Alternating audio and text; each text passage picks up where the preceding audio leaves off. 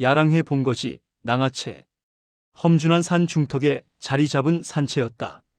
사방이 절벽이라 외부에서 쉽게 접근할 수 없었고 좁은 길목마다 무장한 자들이 지키고 있었다. 본체 안, 넓은 대청. 방 안은 눈이 부실 정도로 화려했다. 벽에는 금실로 수놓은 비단이 걸려 있었고 탁자와 의자에는 황금 장식이 박혀 있었다. 촛대도 금, 술잔도 금, 바닥에 깔린 양탄자에도 금실이 섞여 있었다. 사파의 산채라기보다 황궁의 한 귀퉁이 같았다. 그 한가운데 한 남자가 의자에 앉아 있었다. 마른 체구, 눈이 특이했다. 늑대처럼 가늘고 날카로우면서도 뱀처럼 축축하게 젖어 있었다. 눈동자 안에 탐욕이 또아리를 틀고 있는 것 같았다. 한번 눈이 마주치면 온몸에 소름이 돋았다. 입꼬리는 살짝 올라가 있었다. 분명히 웃고 있었다. 그런데 보고 있으면 기분이 나빠졌다. 무슨 생각을 하는지 알 수 없는 웃음. 사람을 죽이면서도 저렇게 웃겠구나 하는 생각이 절로 드는 웃음이었다. 남자의 몸에도 금이 가득했다. 손가락마다 금반지가 끼워져 있었고 목에는 굵은 금목걸이가 걸려 있었다. 귀에는 금귀걸이, 허리띠에도 금장식이 주렁주렁 달려 있었다. 움직일 때마다 찰랑거리는 소리가 났다. 야랑해 회주, 낭무휴리였다. 그 앞에 3명의 남자가 무릎을 꿇고 있었다. 손은 뒤로 묶여 있었고 얼굴에는 공포가 가득했다. 낭무휴리 천천히 입을 열었다. 어젯밤이었지? 동쪽 산채 뒤편 버려진 움막에서 셋이 모였더군. 세 남자의 얼굴이 하얗게 질렸다. 어떻게? 내 눈과 귀가 어디까지 뻗어 있는지 몰랐나 보군. 낭무휴리 웃었다. 그 자리에 4사람이 있었다. 너희가 무슨 말을 했는지 전부 들었어. 가운데 남자가 몸을 떨었다. 옆에 있던 자가 입을 열었다. 회주님. 저흰 그저 회주 자리가 탐났던 거지. 낭무휴리 말을 끊었다. 여전히 웃고 있었다. 내가 마음에 안 들었고 기회를 노리고 있었고 뭐 이해는 해. 야심이 있는 건 나쁜 게 아니니까. 그때 오른쪽 끝에 있던 남자가 갑자기 몸을 일으켰다. 묶인 손을 억지로 풀며 뒤로 뛰었다. 창문을 향해 달렸다. 도망치려는 것이었다. 낭무휴는 움직이지 않았다. 앉은 자리 그대로였다. 손가락에서 금반지 하나를 빼더니 가볍게 튕겼다. 내공이 실렸다. 휙! 도망치던 남자가 허공에서 멈췄다. 비명도 지르지 못했다. 뒤통수에 금반지가 박혀 있었다. 남자가 쓰러졌다. 경련을 일으키다 축 늘어졌다. 낭무휴리 부하에게 손짓했다. 부하가 시체에서 금반지를 빼 가져왔다. 낭무휴는 피 묻은 반지를 옷자락에 대충 닦더니 다시 손가락에 끼웠다. 도망칠 생각은 하지 마라. 낭무휴리 웃으며 말했다. 내가 더 빠르니까. 남은 2명이 벌벌 떨었다. 가운데 남자가 이마를 바닥에 찧었다. 회주님, 목숨만 살려주십시오. 쿵, 쿵. 피가 흘러내렸다. 저희가 잘못했습니다. 한 번만 봐주십시오. 그 옆에 남자도 고개를 조아렸다. 이 남자는 다른 둘보다 나이가 있었다. 머리에 흰 서리가 섞여 있었다. 형님, 낭무휴리 그를 바라보았다. 10년을 함께 했지 않습니까? 처음 야랑회 들어올 때부터 형님 옆에서 함께 했습니다. 남자의 눈에 눈물이 고였다. 한 번만 봐주십시오. 예전 정을 생각해서. 낭무휴리 자리에서 일어섰다. 천천히 걸어와 남자 앞에 섰다. 10년이라. 예. 10년입니다. 형님이 회주가 되실 때도 제가 옆에 있었습니다. 낭무휴리 고개를 끄덕였다. 그래. 기억해.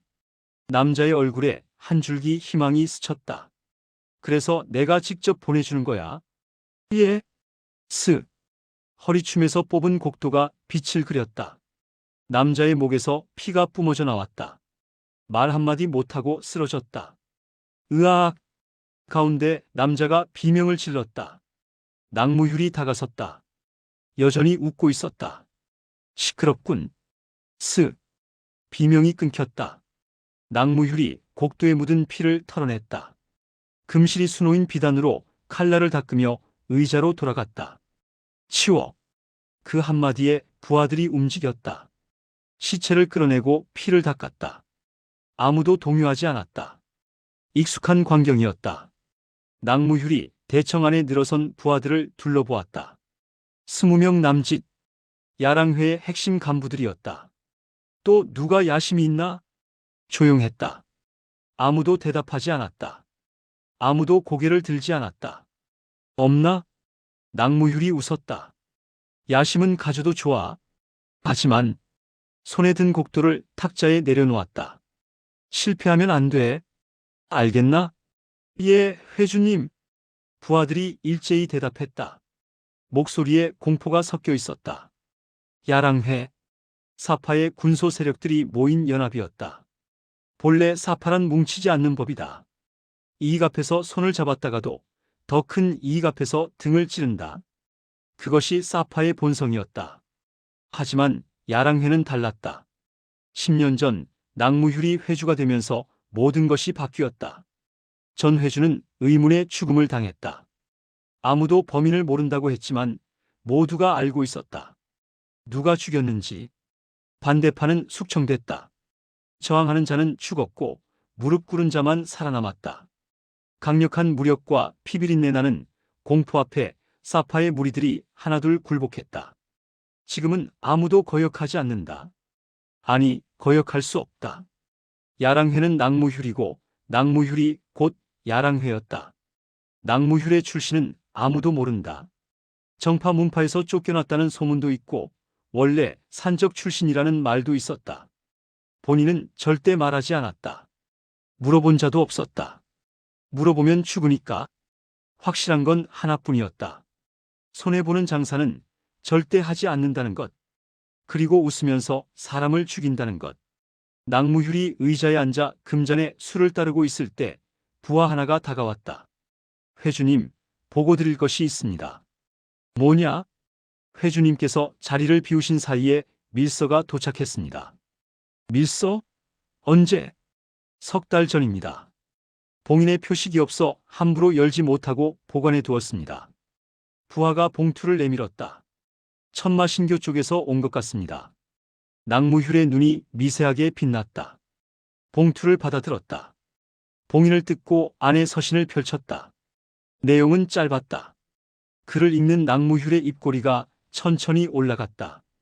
염천호라. 드디어 움직이는군. 부하가 물었다. 무슨 내용입니까? 내 도움이 필요하다는군. 낭무휴이 서신을 접었다. 금잔을 들어 한 모금 마셨다. 큰 장사가 될 수도 있겠어. 부하를 바라보았다. 답장을 보내라. 뭐라고 적을까요? 낭무휴이 웃었다. 보름 뒤 흑풍령에서 만나자. 보름 후 염천호가 천마궁을 빠져나왔다. 신복 둘만 데리고 있었다. 아들 염무현에게도 행선지는 말하지 않았다. 어디 가십니까, 아버지? 알 필요 없다. 돌아올 때까지 입 다물고 있어라. 그것이 전부였다. 사흘을 달렸다. 인적 드문 산길을 따라 북쪽으로 향했다. 갈수록 길이 험해졌다. 나무가 빽빽해지고 안개가 짙어졌다. 흑풍령, 천마신교와 야랑회 영역의 경계에 있는 산이었다. 이름처럼 검은 바람이 부는 곳.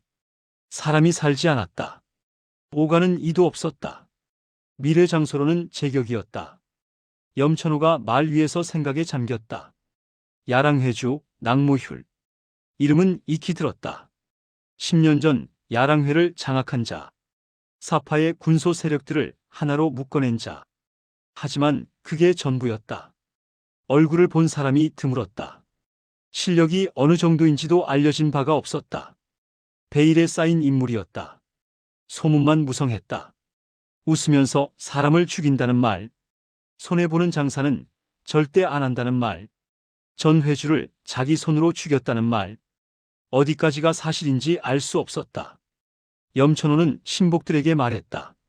도착하면 밖에서 대기해라. 무슨 일이 있어도 안으로 들어오지 마라. 예, 호범님. 해가 기울 무렵 흑풍령 중턱에 도착했다. 폐허가 된 산신당이 보였다. 지붕은 반쯤 무너져 있었고 벽에는 이끼가 가득했다. 잡초가 무성하게 자라 있었다. 오래전에 버려진 곳이었다.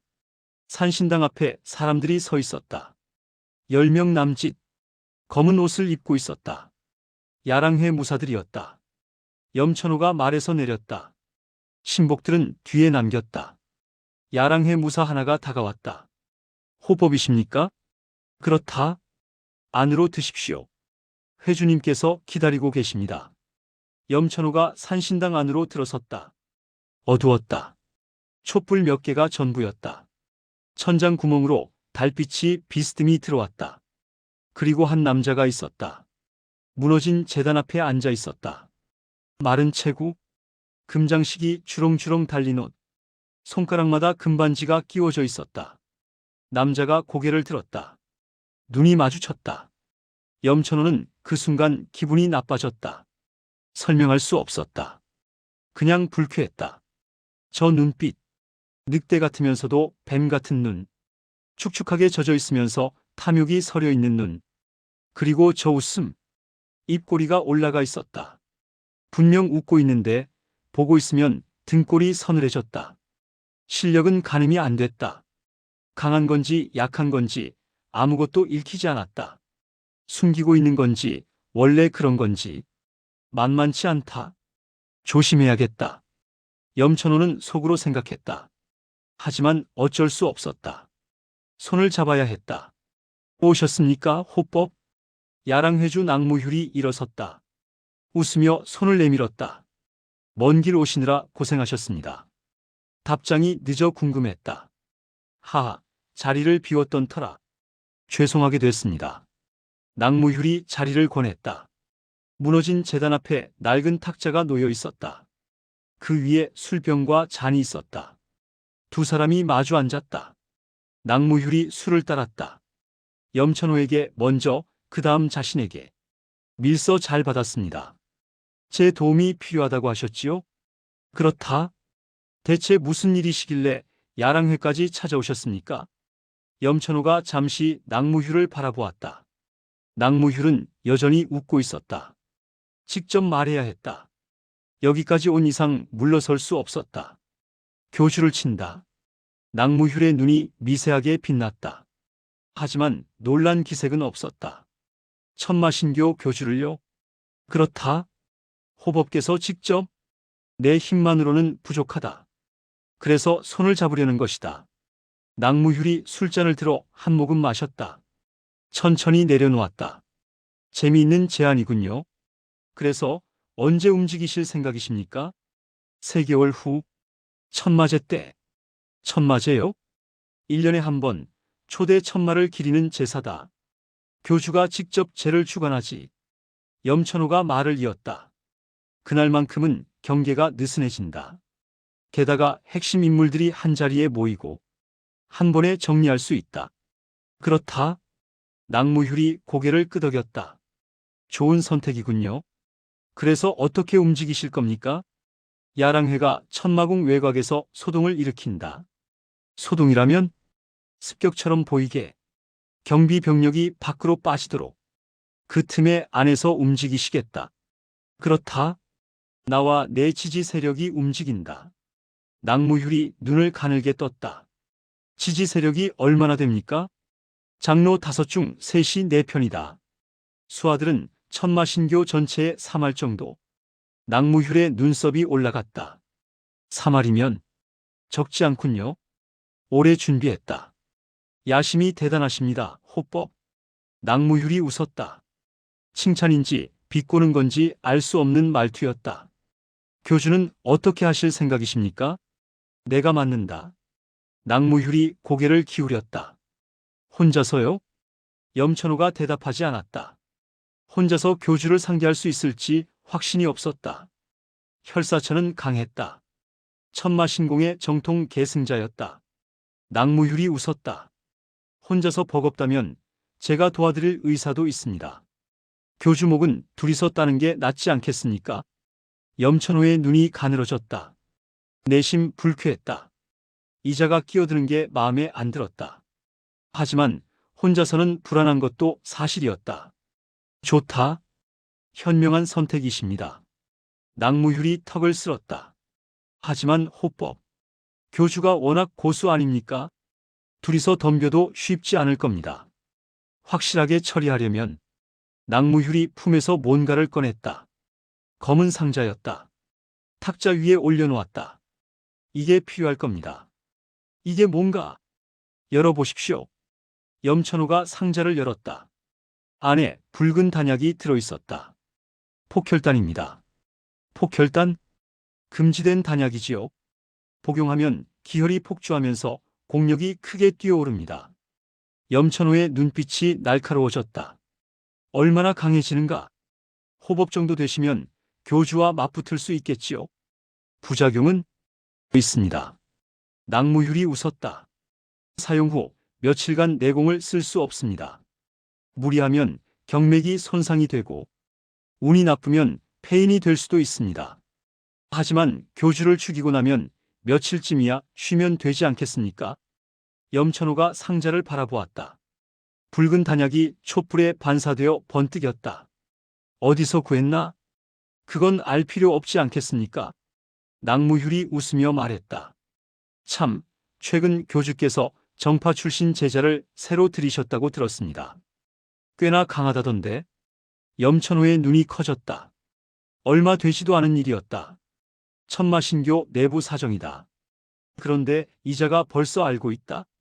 야랑회의 정보력이 이 정도인가? 등골이 서늘해졌다. 알고 있었나? 소문이 좀 돌더군요. 낙무휼이 태연하게 웃었다. 그 제자는 누가 맡으실 겁니까? 내 아들이 맡는다.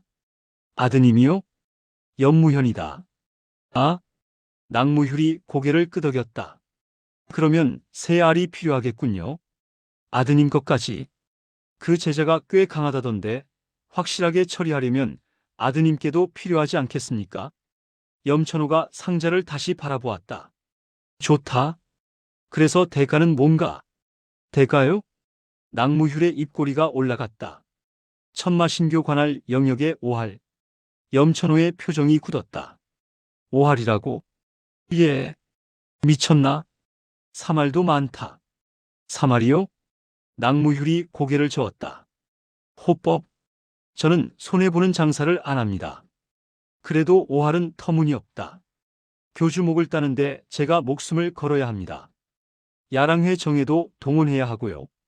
이 정도 위험을 감수하는데 3할로 되겠습니까? 실패하면 저도 죽습니다. 호법만 죽는 게 아니에요. 염천호가 이를 악물었다. 낙무휼의 말이 틀린 건 아니었다. 하지만 5할은 너무 많았다. 4할. 안 됩니다. 낙무휼이 단호하게 말했다. 그리고 자리에서 일어섰다. 그러면 협력 못합니다. 아쉽지만. 잠깐. 염천호가 급히 말했다. 낙무휼이 멈췄다. 돌아보며 웃었다. 마음이 바뀌셨습니까? 5할입니다. 호법. 염천호가 입술을 깨물었다.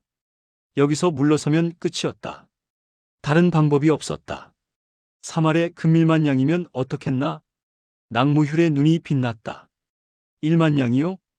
그렇다. 영역 3할에 금 1만 양. 그 이상은 안 된다. 낙무휼이 턱을 쓸었다.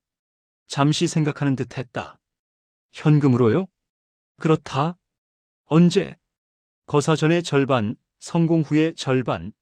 낙무휼이 웃었다. 다시 자리에 앉았다. 마음에 드는군요. 염천호가 속으로 이를 갈았다. 금 1만 양이면 염가 재산의 상당 부분이었다. 하지만 어쩔 수 없었다. 그럼 거래 성립인가?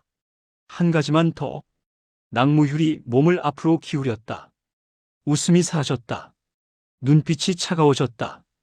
배신하시면 안 됩니다. 호법. 일이 끝난 뒤에 토사구팽 같은 거 생각하지 마십시오. 저는 그런 거 싫어합니다. 염천호의 눈이 가늘어졌다. 살기가 스쳤다. 낙무휼도 살기를 내뿜었다. 팽팽한 긴장이 흘렀다. 한참 후 낙무휼이 웃으며 몸을 뒤로 뺐다. 농담입니다. 호법. 호법께서 그러실 분은 아니시지요. 흥. 염천호도 살기를 거뒀다. 하지만 경계는 풀지 않았다. 저자와 손을 잡는 게 맞는 건가? 후회가 스쳤다. 하지만 이미 늦었다. 낭무휴리 술잔을 들었다. 밀약의 징표로. 염천호도 술잔을 들었다. 두 잔이 부딪혔다. 3개월 후에. 3개월 후에 뵙겠습니다. 호법. 낭무휴리 술을 마셨다. 염천호도 마셨다. 거래가 성립됐다. 흑풍령을 떠나는 길. 낭무휴리 말 위에서 콧노래를 흥얼거렸다. 기분이 좋아 보였다. 옆에서 신복이 조심스럽게 입을 열었다. 회주님. 응? 정말 염가편을 드실 겁니까? 낭무휴리 고개를 돌렸다. 웃고 있었다. 편? 누가 그래? 방금 거래를. 거래는 거래고 편은 편이지. 낭무휴리 손가락을 튕겼다. 금 1만냥. 절반은 거사 전에 받는다고 했지? 예. 5천냥은 확정이야. 일단 그건 손에 쥐는 거지. 신복이 고개를 갸웃했다. 나머지 절반과 영역 3할은요? 그건 성공하면 받는 거고. 낭무휴리 웃었다. 실패하면? 빠지면 그만이야. 신복의 눈이 커졌다. 빠진다고요? 싸움이란 게 그런 거야. 이길 것 같으면 끝까지 붙고 질 것 같으면 빠지는 거지. 낭무휴리 하늘을 올려다보았다. 구름 사이로 별이 보이기 시작했다. 교주가 생각보다 강하면 빠진다. 염천호가 밀리면 빠진다. 상황이 꼬이면 당연히 빠지지. 그러면 염가에서 뭐 배신이라고 따지겠어? 낭무휴리 코웃음을 쳤다.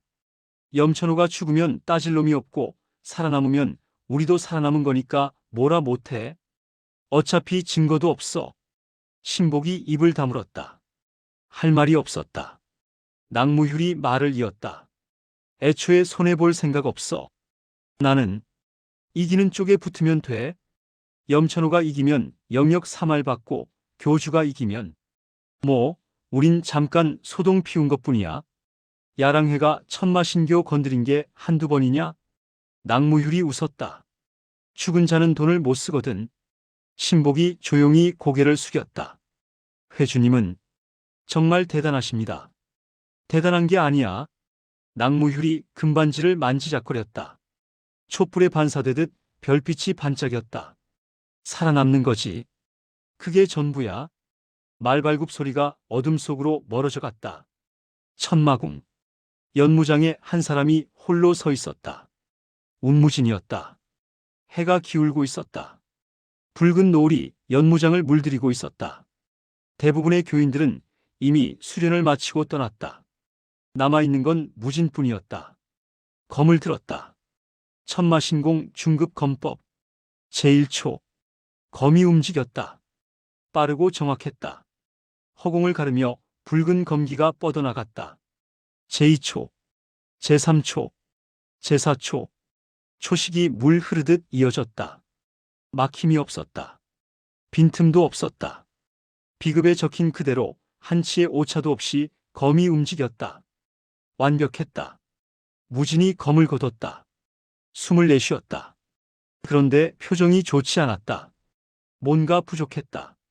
비급은 전부 외웠다. 서구탑에 있는 천마신공 관련 서적은 한 글자도 빠짐없이 머릿속에 들어있었다. 형도 완벽하게 익혔다. 눈 감고도 초식을 펼칠 수 있었다. 내공도 충분했다. 붉은 검기와 푸른 검기를 동시에 다룰 수 있을 정도로. 그런데 무진이 다시 검을 들었다. 같은 초식을 반복했다. 제1초, 제2초, 제3초. 역시 완벽했다. 빈틈이 없었다. 그런데 뭔가 무진이 검을 멈췄다. 미간을 찌푸렸다. 알듯 말듯 했다. 벽이 있었다. 분명히 있었다. 하지만 그게 뭔지 모르겠다. 손에 잡힐 듯 하면서 잡히지 않았다. 더 강한 초식이 필요한 건가? 아니다. 초식은 전부 익혔다. 중급까지는 완벽하게. 더 깊은 내공이 필요한 건가? 그것도 아닌 것 같았다. 내공은 충분했다. 그럼 뭐지? 무진이 한숨을 내쉬었다. 검을 내려놓았다. 땀이 등을 타고 흘러내렸다. 상급 천마신공. 구전으로만 전해진다는 상급. 그게 필요한 건가? 그걸 배우면 이 벽을 넘을 수 있는 건가? 무진이 하늘을 올려다보았다. 노을이 점점 짙어지고 있었다. 말로 표현할 수가 없었다. 이 답답함이, 이 막막함이 정확히 무엇인지, 자신이 부딪힌 한계가 무엇인지, 그냥 느낌만 있었다. 뭔가 더 있다는 느낌, 이게 끝이 아니라는 느낌, 그 이상이 있다는 느낌. 하지만 그게 뭔지 모르겠다. 무진이 다시 검을 집어들었다. 초식을 반복하려는 순간 뒤에서 목소리가 들렸다. 또 그러고 있네. 무진이 돌아보았다. 연화가 서 있었다. 팔짱을 끼고 무진을 바라보고 있었다. 뭐가? 혼자 끙끙 앓는 거. 연화가 다가왔다. 무진의 얼굴을 유심히 살폈다. 또 그 표정이야. 무슨 표정? 세상 짐을 혼자 다 지고 있는 것 같은 표정. 무진이 쓴웃음을 지었다. 그런 표정이었나? 응. 홍검대협 시절부터 그랬잖아. 처음 만났을 때도 그 표정이었어. 연화가 무진 옆에 섰다. 땀에 젖은 그의 옷을 보았다. 얼마나 한 거야? 조금. 거짓말. 연화가 콧방귀를 뀌었다. 해 뜨기 전부터 있었지? 아침에 지나가는데 봤거든. 지금 해가 지고 있어. 조금이 아니잖아. 무진이 대답하지 않았다. 연화의 말이 맞았다. 연화가 한숨을 쉬었다. 대체 무슨 고민이야? 고민이라기보다는 무진이 말끝을 흐렸다. 뭐라고 설명해야 할지 몰랐다. 말해봐. 말로 설명하기가 어렵다. 그래도 무진이 잠시 생각하다가 입을 열었다. 뭔가 벽이 있는 것 같은데 그게 뭔지 모르겠어. 벽? 비급도 다 외웠고 초식도 다 익혔고 내공도 충분한데 근데 뭔가 부족해. 더 있는 것 같은데 그게 뭔지. 무진이 고개를 저었다. 모르겠어. 연화가 무진을 바라보았다. 진지한 얼굴이었다. 답답하겠다. 응. 근데 있잖아. 연화가 말했다. 지금 당장 답이 안 나온다고 끙끙대봤자 안 나와. 머리 좀 식혀. 너무 오래 붙잡고 있으면 더 안 보여. 무진이 고개를 끄덕였다. 연화의 말이 맞았다. 하지만 쉽지 않았다. 연화가 무진을 똑바로 바라보았다. 제자된 뒤로 하루도 안 쉬었지?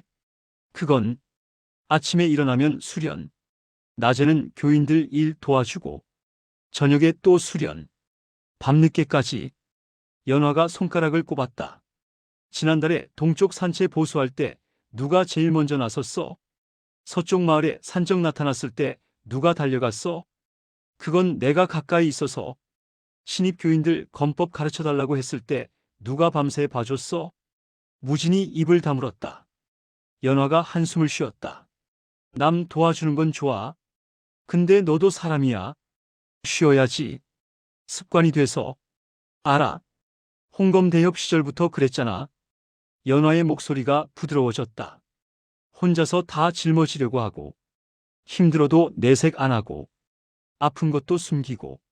그때는 혼자였으니까 그랬다 치자. 근데 지금은 아니잖아. 연화가 무진의 눈을 바라보았다. 여기 있잖아. 나도 있고 아버지도 계시고 교인들도 있고. 무진이 연화를 바라보았다. 진심이 담긴 눈이었다. 혼자 다 안아도 돼. 알았어? 무진이 잠시 말이 없었다. 그러다 천천히 고개를 끄덕였다. 알겠어. 진짜? 응. 연화가 환하게 웃었다. 좋아. 그럼 오늘은 그만해. 그만하라니? 수련 그만하라고. 나랑 나가자. 나가다니? 밥 먹으러. 머리 좀 식히게. 무진이 머뭇거렸다. 수련을 좀 더. 안 돼. 연화가 단호하게 말했다. 오늘 하루 더 한다고 갑자기 깨달음이 와. 안 와. 그건 그렇지만 지금 내 머리는 꽉 막혀 있어. 더 붙잡고 있으면 더 안 풀려. 연화가 무진의 손목을 잡았다. 가자. 연화야. 거절하면 안 돼. 연화가 무진을 똑바로 바라보았다. 눈빛이 진지했다. 호위무사, 이건 명령이야. 영예의 명령. 무진이 잠시 연화를 바라보았다. 그리고 웃음이 터져나왔다. 영예의 명령이라. 왜 불만 있어? 없다. 무진이 검을 검집에 꽂았다. 알겠어. 가자. 연화의 얼굴이 환해졌다. 잘 생각했어. 두 사람이 나란히 연무장을 빠져나갔다. 노을이 두 사람의 등 뒤로 붉게 물들고 있었다. 천마궁에서 멀지 않은 곳에 작은 주막이 있었다. 교인들이 종종 들르는 곳이었다. 크지 않았지만 음식 맛이 괜찮았다. 주인 부부가 오래전부터 이 자리를 지키고 있었다. 두 사람이 주막 안으로 들어섰다. 어서 오세요. 아, 아가씨. 주인 아주머니가 반갑게 맞았다. 오랜만이에요, 아주머니. 그러게요. 요즘 통 안 오시더니. 어머, 이분은? 아주머니가 무진을 보았다. 눈이 반짝였다. 혹시 소문으로 듣던? 아, 네. 운무진이에요. 연화가 무진을 소개했다. 아버지 제자요. 아이고, 그 양이검 공자시구나. 소문 많이 들었어요. 아주머니가 환하게 웃었다. 좋은 자리로 안내해 드릴게요. 이쪽으로 오세요. 두 사람이 구석 자리에 앉았다. 창가였다. 밖으로 저녁 노을이 보였다. 연화가 이것저것 시켰다. 국수, 볶음, 만두, 탕까지. 이렇게 많이 먹어야지. 하루 종일 굶었잖아. 굶은 건 아니고. 아침에 뭐 먹었어? 무진이 입을 다물었다. 점심은? 역시 대답이 없었다. 봐. 굶은 거잖아. 무진이 할 말이 없었다. 잠시 후 음식이 나왔다. 김이 모락모락 올라왔다. 구수한 냄새가 퍼졌다. 연화가 무진 앞에 접시를 밀어주었다. 많이 먹어. 고맙다. 무진이 젓가락을 들었다. 한 입 먹었다. 따뜻한 기운이 뱃속으로 퍼졌다. 맛있었다. 연화도 먹기 시작했다. 두 사람 사이에 자연스러운 침묵이 흘렀다. 무진이 문득 생각했다. 언제부터 이렇게 편해졌지? 처음 만났을 때가 떠올랐다. 붉은 검기를 보고 쫓아온 연화. 대뜸 호위무사가 되어달라고 했던. 그때는 얼떨떨했다. 이게 뭔 상황인가 싶었다. 천마궁까지 같이 오면서도 어색했다. 연화는 자꾸 말을 걸었고 무진은 어떻게 대답해야 할지 몰랐다. 그런데 지금은 무진이 연화를 바라보았다. 연화가 만두를 집어먹고 있었다. 볼이 빵빵하게 부풀어 있었다. 무진이 웃었다. 맛있어? 응. 여기 만두가 진짜 맛있어. 무진도 먹어봐. 연화가 만두를 집어 무진 접시에 올려주었다. 자연스러웠다. 아무렇지도 않게. 마치 오래전부터 이렇게 해온 것처럼. 무진이 만두를 먹었다. 정말 맛있었다. 그치? 맛있지? 응. 연화가 환하게 웃었다. 식사를 하면서 가벼운 대화가 오갔다. 연화가 이런저런 이야기를 했다. 교인들 사이에서 있었던 일, 아버지한테 혼났던 일, 어릴 때 할아버지와 함께했던 추억. 무진은 듣고 있었다. 가끔 대답하고 가끔 웃었다. 편했다. 창밖으로 노을이 져가고 있었다. 어둠이 내려앉기 시작했다. 주막 안에 촛불이 켜졌다. 무진이 국수를 한 젓가락 집어 입에 넣었다. 따뜻했다. 그 순간 뭔가 북받쳐 올랐다. 무진이 젓가락을 멈췄다. 고개를 숙였다. 눈물이 흘러내렸다. 자기도 모르게 막을 수가 없었다. 연화가 놀랐다. 왜 그래? 무진아? 대답이 없었다. 무진은 고개를 숙인 채 어깨를 떨고 있었다. 무진아, 왜 울어? 어디 아파? 연화가 다급하게 물었다. 무진이 고개를 저었다. 아니, 그럼 왜? 모르겠어. 무진이 손등으로 눈물을 닦았다. 하지만 자꾸 흘러내렸다. 화산파에서 쫓겨났을 때가 떠올랐다. 마공을 익혔다는 이유로.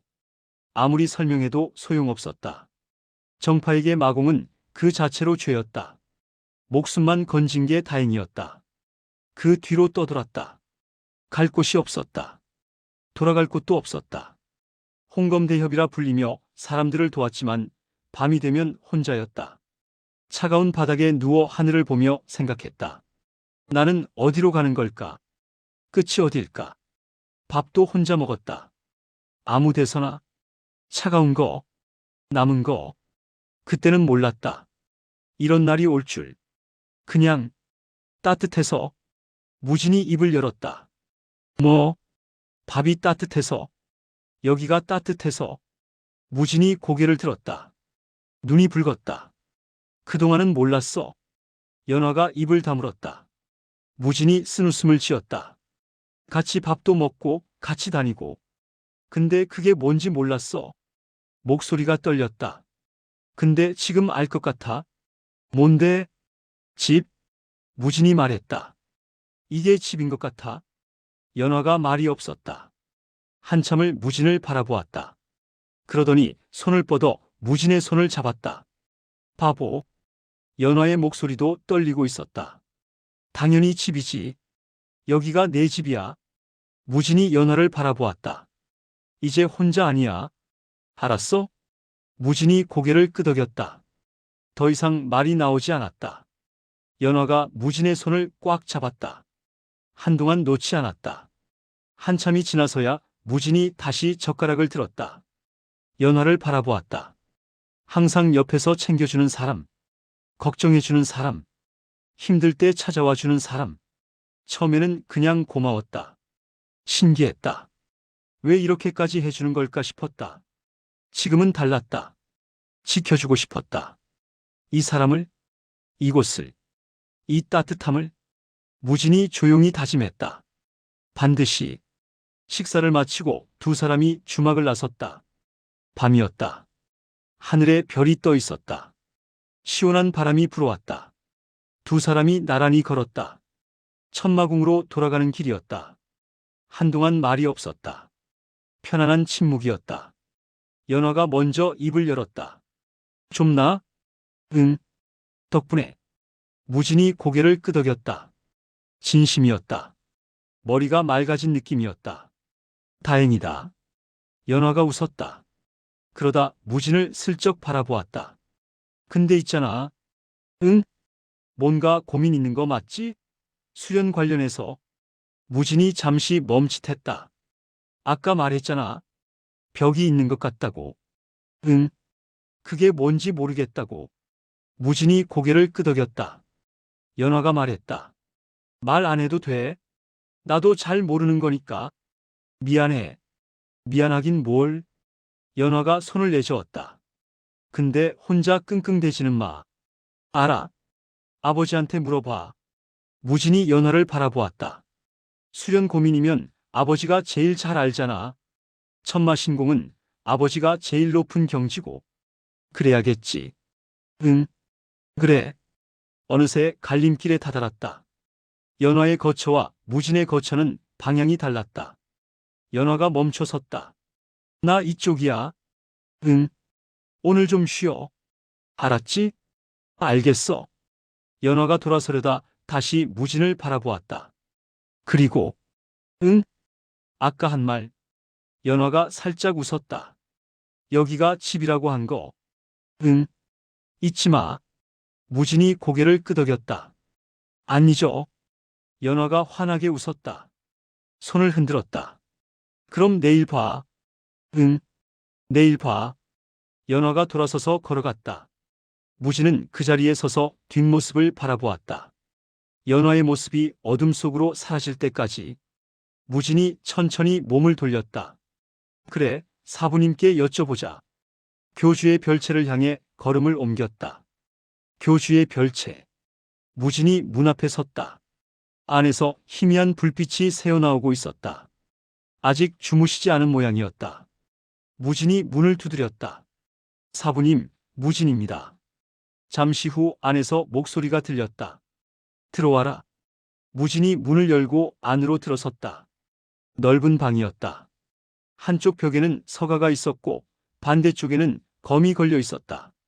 방 한가운데 탁자가 놓여 있었고 혈사천이 그 앞에 앉아 있었다. 찻잔을 들고 있었다. 이 밤에 무슨 일이냐? 여쭤볼 것이 있어 찾아왔습니다. 혈사천이 찻잔을 내려놓았다. 무진을 바라보았다. 앉아라. 무진이 탁자 맞은편에 앉았다. 혈사천이 빈잔의 차를 따라 무진 앞에 밀어주었다. 말해보거라. 무진이 잠시 망설였다. 그러다 입을 열었다. 서고탑의 비급을 모두 읽었습니다. 알고 있다. 인문신법, 중급신법까지 전부 익혔습니다. 초식도 완벽하게 몸에 배웠습니다. 혈사천이 고개를 끄덕였다. 그래서? 하지만 무진이 말을 멈췄다. 어떻게 표현해야 할지 몰랐다. 뭔가 부족합니다. 부족하다? 형도 다 익혔고 내공도 충분합니다. 그런데 벽이 있습니다. 알듯 말듯한 벽이? 무진이 혈사천을 바라보았다. 그게 뭔지 모르겠습니다. 말로 표현이 안 됩니다. 혈사천이 말없이 무진을 바라보았다. 한참을 무진이 다시 입을 열었다. 상급 천마신공을 전수해 주십시오. 상급? 구전으로만 전해진다고 들었습니다. 그것을 배우면 이 벽을 넘을 수 있을 것 같습니다. 혈사천이 찻잔을 들었다. 한 모금 마셨다. 천천히 내려놓았다. 그리고 입을 열었다. 상급은 있다. 무진의 눈이 빛났다. 하지만 내가 느끼는 벽은 그걸 익힌다고 해결되는 게 아니야. 예. 상급은 더 강한 초식, 더 깊은 내공을 다룬다. 하지만 결국 형의 연장일 뿐이다. 혈사천이 무진을 바라보았다. 내가 부딪힌 건 형 자체의 한계다. 더 많은 형을 익힌다고 넘을 수 있는 벽이 아니야. 무진이 입을 다물었다. 이해가 되지 않았다. 혈사천이 말을 이었다. 무공을 배울 때 순서가 어떻게 되느냐? 무진이 대답했다. 먼저 형을 배웁니다. 그 다음은 형을 익힙니다. 그리고 그 다음은 무진이 입을 다물었다. 대답이 떠오르지 않았다. 혈사천이 말했다. 형을 버리는 것이다. 버린다고요? 내가 익힌 모든 초식, 모든 형. 그것을 잊어라. 무진이 미간을 찌푸렸다. 그러면 아무것도 남지 않지 않습니까? 아무것도 남지 않을 때 비로소 모든 것이 된다. 무진이 이해하지 못했다. 표정에 그대로 드러났다. 혈사천이 웃었다. 초식에 얽매이면 초식에 갇힌다. 갇힌다? 초식에는 형이 있다. 형이 있으면 예측할 수 있지. 이 초식 다음에는 저 초식이 온다. 이런 식으로. 혈사천이 찻잔을 들었다가 내려놓았다. 상대가 어떻게 나올지 모르는데 정해진 초식으로 어찌 대응하겠느냐? 그건 모든 것을 기억하되 기억에 얽매이지 마라. 혈사천이 무진의 눈을 바라보았다. 내 몸이 스스로 움직일 때 그때 비로소 천마신공이 완성된다. 무진이 천천히 곱씹었다. 형을 버린다. 초식에 얽매이지 않는다. 몸이 스스로 움직인다. 그 경지에 이르면 어떻게 됩니까? 무형지경이라 부른다. 무형지경. 형이 없는 경지. 초식도 없고 형도 없다. 그저 뜻대로 움직일 뿐. 혈사천이 말을 이었다. 무형지경에 이르면 상대가 널 읽을 수 없게 된다. 읽을 수 없다? 다음에 뭐가 올지 아무도 모른다. 너 자신도. 무진이 눈을 깜빡였다. 저 자신도요? 그렇다. 머리로 생각하지 않는다. 몸이 스스로 반응할 뿐이야. 혈사천이 찻잔을 들어 차를 마셨다. 물이 그릇에 따라 형태를 바꾸듯 상대에 따라 상황에 따라 달라진다. 막히면 흐르고 틈이 보이면 스며든다. 거기에 정해진 형태란 없다. 무진이 깊이 생각에 잠겼다. 물처럼 형태가 없이 상황에 따라. 혈사천이 말했다. 그 경지에 이르면 천하에 내 검을 막을 자가 없다. 무진이 고개를 들었다. 사부님께서는. 혈사천이 쓴웃음을 지었다. 나도 아직 거기까지는 이르지 못했다. 그럼 무형지경에 오른 사람이 있습니까? 혈사천이 잠시 침묵했다. 창밖을 바라보았다. 달빛이 비치고 있었다. 내 아버지.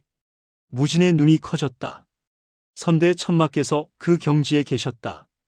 혈무천. 무진의 머릿속에 노인의 얼굴이 떠올랐다. 초연한 눈빛, 따뜻한 미소, 단전을 열어주며 했던 말. 아버지는 그 경지에서 모든 것이 부질없다는 걸 깨달으셨다고 했다. 혈사천의 목소리에 복잡한 감정이 서려 있었다. 그래서 떠나셨지. 무진이 입을 다물었다. 뭐라 말해야 할지 몰랐다. 혈사천이 무진을 바라보았다. 서두르지 마라. 예. 깨달음은 억지로 얻는 게 아니다. 언젠가 내가 스스로 깨달을 것이다. 무진이 천천히 고개를 끄덕였다. 감사합니다, 사부님. 무진이 자리에서 일어났다. 인사를 하고 문을 향해 걸어갔다. 무진아. 혈사천이 불렀다. 무진이 돌아보았다. 기억해라. 형은 도구일 뿐이다. 도구에 지배당하면 안 된다. 명심하겠습니다. 무진이 깊이 고개를 숙였다. 그리고 문을 열고 나갔다. 혈사천이 홀로 남았다. 창밖의 달을 바라보았다. 입꼬리가 미세하게 올라갔다. 기대가 담긴 눈빛이었다. 사흘 후 염천호가 천마궁으로 돌아왔다. 밤이었다. 아무도 모르게 들어왔다. 신복들에게 입단속을 시킨 뒤 곧장 자신의 별채로 향했다. 연무현이 기다리고 있었다. 아버지, 어디 다녀오셨습니까? 들어와라. 할 말이 있다. 염천호가 방 안으로 들어섰다. 연무현이 뒤따랐다. 방 안에는 이미 세 사람이 앉아 있었다. 장로들이었다. 염천호의 지지 세력 중 핵심 인물들이었다. 문이 닫혔다. 염천호가 직접 빗장을 걸었다. 모두 모였군. 염천호가 상석에 앉았다. 무거운 침묵이 흘렀다. 장로 하나가 입을 열었다. 호범님, 대체 무슨 일이십니까? 이렇게 급히 부르시다니. 때가 왔다. 염천호가 말했다. 때라 하시면 3개월 후 천마제. 방 안 공기가 얼어붙었다. 모두가 염천호를 바라보았다. 그날 움직인다. 장로들이 서로 얼굴을 바라보았다. 긴장이 감돌았다. 외부 협력은 구하셨습니까? 야랑회와 손을 잡았다. 야랑회요? 장로 하나가 눈살을 찌푸렸다. 뱀 같은 놈들과 손을 잡다니. 방법이 없다. 염천호가 단호하게 말했다. 우리 힘만으로는 부족해. 야랑회가 밖에서 소동을 일으키면 경비 병력이 빠진다. 그 틈에 우리가 안에서 움직인다. 교주는요? 야랑회주와 내가 함께 친다. 폭혈단을 복용하고 단숨에 끝낸다. 장로들의 얼굴이 굳었다. 폭혈단이라 하셨습니까? 그렇다. 그 금지된 단약을 교주를 확실하게 처리하려면 필요하다. 장로들이 침묵했다. 서로 얼굴을 바라보았다. 폭혈단이 무엇인지, 얼마나 위험한 물건인지 다들 알고 있었다. 염천호가 말을 이었다. 그대들은 교주파 인원들을 막아라. 거사가 끝날 때까지 재단 근처에 못 오게. 알겠습니다. 3개월이다. 그동안 아무도 눈치채지 못하게 해라. 평소처럼 행동하고 평소처럼 말해라. 예. 실패하면 모두 죽는다. 알고 있겠지? 아무도 대답하지 않았다. 대답할 필요가 없었다. 염천호가 자리에서 일어섰다. 오늘 모임은 여기까지다. 각자 돌아가라. 장로들이 하나둘 자리에서 일어났다. 고개를 숙여 인사한 뒤 방을 빠져나갔다. 문이 닫혔다. 방 안에는 염천호와 연무현만 남았다. 연무현이 물었다. 아버지, 폭혈단이 정확히 무엇입니까? 염천호가 품에서 검은 상자를 꺼냈다. 열었다. 붉은 단약 2알이 들어있었다. 금지된 단약이다. 복용하면 기혈이 폭주하면서 공력이 크게 뛰어오른다. 연무현의 눈이 빛났다. 부작용은요? 염천호가 상자를 바라보았다.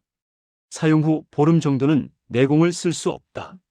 무리하면 경맥이 손상되고 폐인이 될 수도 있다. 연무현이 입을 다물었다. 염천호가 상자에서 단약 하나를 집어 연무현에게 내밀었다. 하나는 내 것이다. 제 것이요? 교주의 새 제자. 내가 맡아라. 연무현의 눈빛이 차가워졌다. 운무진. 그래. 확실하게 처리해야 한다. 이걸 먹고 상대해라. 연무현이 붉은 단약을 받아들었다. 손바닥 위에서 촛불에 반사되어 번뜩였다. 하겠습니다. 부작용은 알겠지? 알겠습니다. 연무현이 고개를 들었다. 눈에 살기가 서려 있었다. 부작용 따위 두렵지 않습니다. 그놈만 죽일 수 있다면. 염천호가 아들을 바라보았다. 만족스러운 눈빛이었다. 3개월 후다. 예. 염천호가 창밖을 바라보았다. 달이 구름에 가려져 있었다. 천마신교는 내 것이 된다. 어둠 속에서 부자의 눈이 번뜩였다. 천마점검 12화 내용은 여기까지입니다. 다음 내용이 궁금하시다면 구독과 좋아요 꼭 부탁드립니다. 여러분의 소중한 응원이 영상 제작에 큰 힘이 됩니다.